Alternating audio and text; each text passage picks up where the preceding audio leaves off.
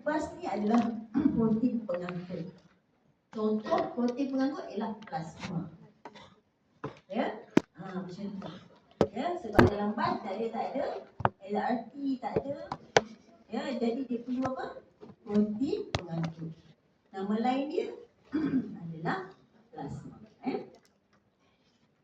Okey, semasa pertukaran gas, resapan nutrien antara sel dan darah itu berlaku, ya, dan secair turut berlaku resapan. Maksudnya bagaimana pergerakan nutrien tadi, bagaimana pergerakan oksigen, karbon dioksida, bagaimana oksigen, karbon dioksida daripada sel boleh pergi ke paru-paru dibebaskan, ya, dengan cara resapan lah. Ya, bagaimana? Dia akan bergerak lah. Siapa yang keluarkan karbon dioksida? Sel. Sel akan bebaskan karbon dioksida setelah dia bina tenaga. Jadi karbon dioksida bergerak sini, pergi ke dalam kapilari darah.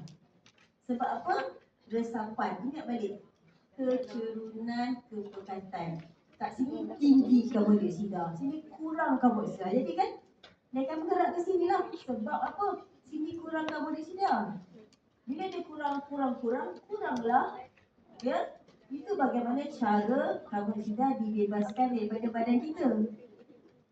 Faham? Dengan cara meresapan.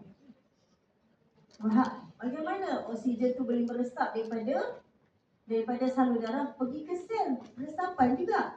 Bagaimana? Ini tinggi oksigen, ini kurang oksigen. Sel kurang oksigen, betul? Kapilari penuh oksigen. Jadi bagaimana oksigen daripada kapilari pergi ke sel? Resapan lah. Sebab kecurunan perbezaan kecurunan kepekatan. Ini kurang oksigen, ini tinggi oksigen. Ini tinggi karbon dioksida sebab sel bebas karbon dioksida, ini kurang karbon dioksida. Itu bagaimana karbon dioksida keluar pergi ke masuk ke dalam kapilari. Faham? Resapan. Okay. Pergerakan cecair membantu mengekalkan jumlah cecair darah di dalam darah dan ruang interstitial extracellular. Ya, arah pergerakan dan jumlah cecair membersih dinding kapilari mempengaruhi keseimbangan antara tekanan yang berbeza. Ya, dalam bahasa yang mudah, saya cakap yang saya cerita tadi. Dalam kapilari banyak oksigen. Sebab itulah dalam di sel kurang oksigen. Macam itulah bagaimana pergerakan oksigen yang tinggi dalam kapilari pergi masuk ke dalam sel. Sebab sel kurang oksigen. Manakala lepas sel bina tenaga, dia banyak karbon dioksida yang ada dalam sel. Karbon dioksida yang daripada sel akan pergi meresap masuk ke dalam kapilari. Sebab kapilari kurang karbon dioksida. Jadi kapilari ni sentiasa bergerak, betul? Aliran darah dia akan sentiasa kurang karbon dioksida. Itu bagaimana cara karbon dioksida dikeluarkan daripada sel. Faham? Boleh bayang tak? Boleh. Ya, kena ada imajinasi sikit. Ya?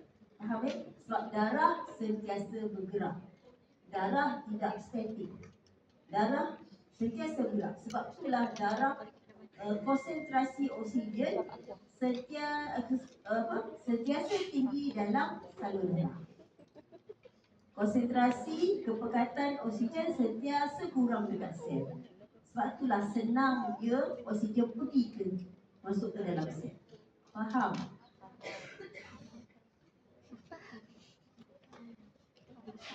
Okey, ini sudah cakap ya?